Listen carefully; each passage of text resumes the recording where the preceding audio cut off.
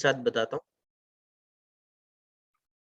Optional voucher कि आप कोई भी एंट्री अगर किसी भी वाउचर में करो तो उस एंट्री का इफेक्ट आपके अकाउंट्स पर ना जाए, कि बैलेंस में कोई चेंजेस ना आए। वो सिर्फ डिस्प्ले के लिए एंट्री आप शो करो कि बाद में अगर उसे आपने अकाउंट में ऐड कर देना है तो आप वो एंट्री आपने कर रखी है, सिर्फ आपको ऑप्शनल को ऑफ करना है।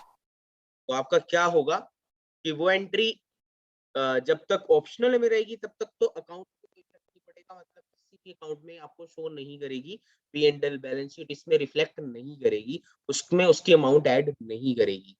और आफ्टर सम टाइम आप उस एंट्री को रिफ्लेक्ट करवाना चाहते हो पी एंड एल में, बैलेंस शीट में या अनदर फाइनल अकाउंट्स में, तो आप उस एंट्री को ऑप्शनल से हटाकर नॉर्मल एंट्री में कन्वर्ट कर सकते हो। तो जैसे कि एक एग्जांपल मैं आप लोगों को दे सकता हूँ कि जैसे इस महीने कुछ एक्सपेंसेस होने हैं, बट अगर मैं उन एक्सपेंसेस को कर देता हूँ तो मेरे पी एंड एल पे क्या इफेक्ट पड़ेगा, और अगर नहीं करता हूँ तो क्या इफेक्ट पड़ेगा। तो अब अगर मैं वो एंट्री इसके अंदर इस एंट्री को करके सेव कर देता हूँ और उसको ऑप्शनल रखता हूँ, तो तब जब तक वो एंट्री ऑप्शनल होगी तब तक उस एंट्री का कोई इफेक्ट नहीं पड़ने वाला आपके पी&एल पे। और जब मैं उसको ऑप्शनल से हटा दूंगा तो पी&एल पे इफेक्ट पड़ेगा। तो दोनों सिनेरियो मैं देख पाऊंगा कि ऑप्शनल होने पे क्या सिनेरियो मेरे पी&एल का और ऑप्शनल ना होने पे क्या सिनेरियो है मेरे पी&एल का। पॉइंट समझ में आया स्टूडेंट आप सभी को ये? Yes sir. Yes sir. तो अब इसको किस तरीके से परफॉर्म करते हैं वो मैं आपको समझा देता हूँ।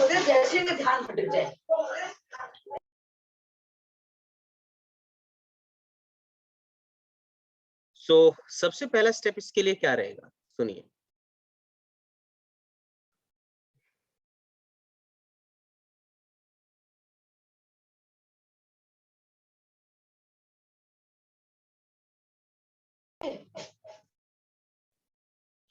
जिस भी वाउचर के अंदर आप एंट्री करते हैं, जैसे कि अभी आपके पास ये वाला कोई भी एक वाउचर है, पेमेंट का, जर्नल का, या कोई भी एक वाउचर है, उस वाउचर में आप एंट्री कर रहे हैं। जैसे कि आपने अभी जर्नल के अंदर एंट्री शो की, rent account debit to rent outstanding. तो जैसे ओल्ड सी से या कोई भी एक एंट्री आप कर सकते हैं। तो ओल्ड सी से पहले मैं यहाँ पर जो है एक एंट्री बना रहा हूँ, एक लेजर बना रहा हूँ रेंट का, और उसको इनडायरेक्ट एक्सपेंस में मेंशन कर रहा हूँ, देन इसे सेव कर दे। और 50,000 मैं यहाँ शो कर रहा हूँ इसके। कॉस्ट सेंटर अभी मेरे को नहीं चाहिए, तो मैं इसके लिए कॉस्ट सेंटर को डिसेबल कर सकता हूँ। उसके अंदर जाना पड़ेगा मुझे, एक बार ट्राई कर लेते हैं अगर यहाँ से हो रहा है तो। यहाँ तो ऑफ है, ओके।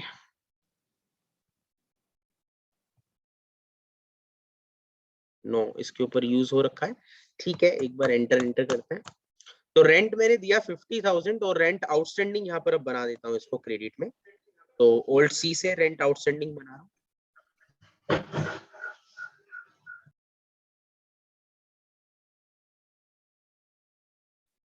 और इसको करंट लायबिलिटी में डालना होगा, देन इसे सेव करना।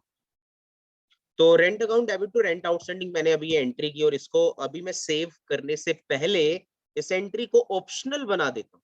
तो ऑप्शनल एक एंट्री को बनाने के लिए आप कंट्रोल एल प्रेस करते हैं। तो ये देखो यहाँ पर एक ऑप्शनल के नाम से शॉर्टकट की है, और उसकी शॉर्टकट की कंट्रोल एल है। तो या तो इस बटन पर आप क्लिक कर दें या कीबोर्ड से कंट्रोल एल प्रेस कर दें, तो ऊपर आप देख रहे हो कि ऑप्शनल आपको लिखा हुआ दिखा रहा है।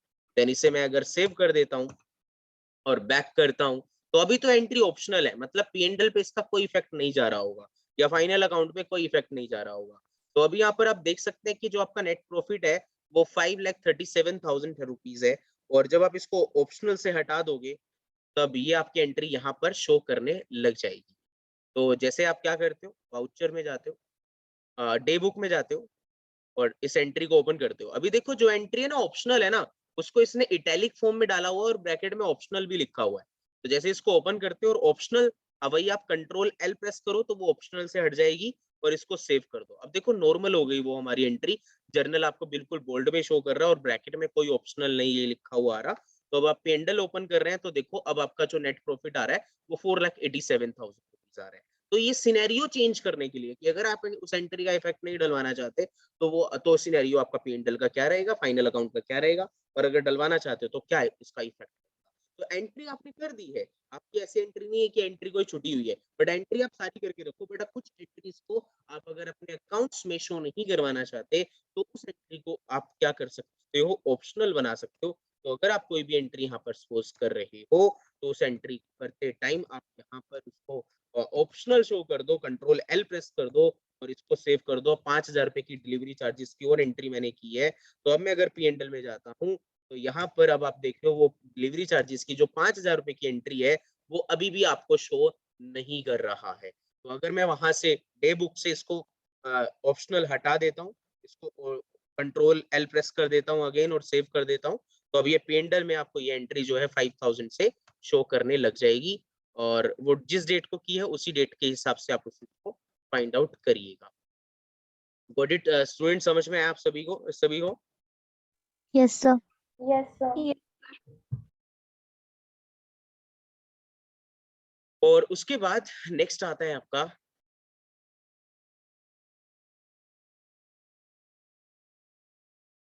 इसके बाद नेक्स्ट क्वेश्चन है कि कोटे इसका ऑप्शनल वाउचर का जो मेन यूज है वो एक तो इस टाइप के सिनेरियो के लिए है, बट एक और सिनेरियो अभी मैं आप सभी के साथ शेयर कर रहा हूं जिसका नाम है quotation.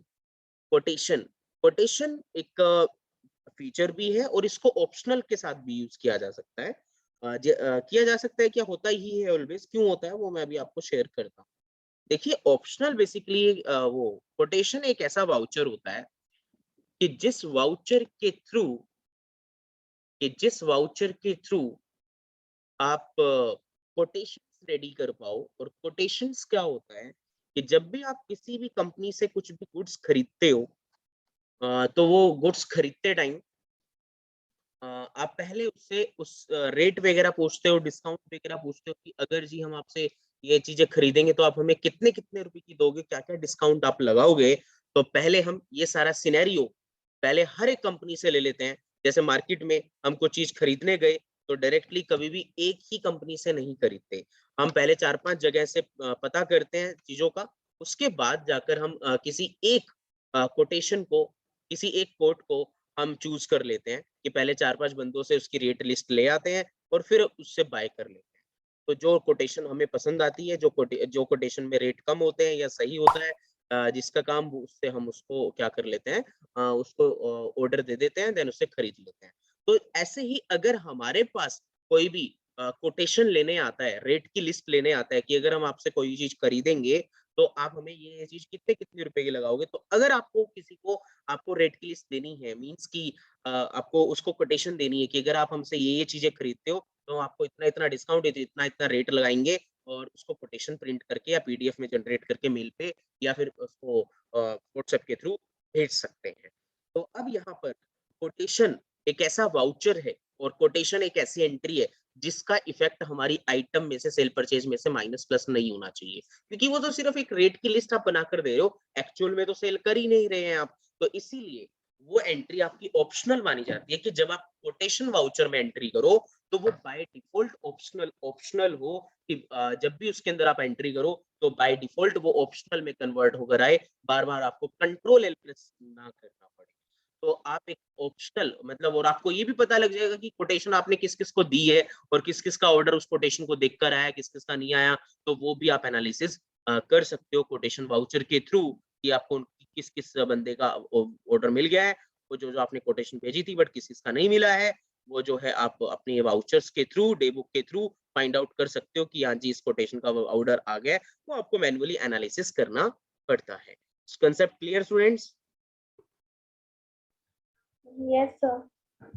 Yes sir. Yes sir. Yes, sir. बात करते हैं कोटेशन।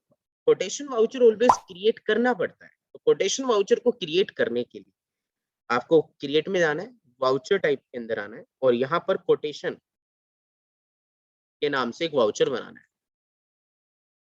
और इसको सेल्स वाउचर में रखना है, ये ध्यान रखिएगा।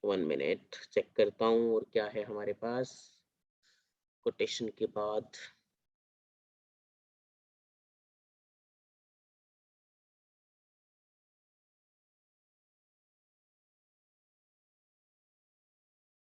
पहले इसके स्टेप्स लिख लीजिए आप सभी।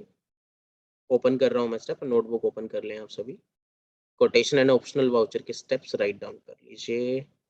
स्क्रीन विजिबल है सभी को नोट्स की? Yes, sir. Yes, Yes, sir. sir.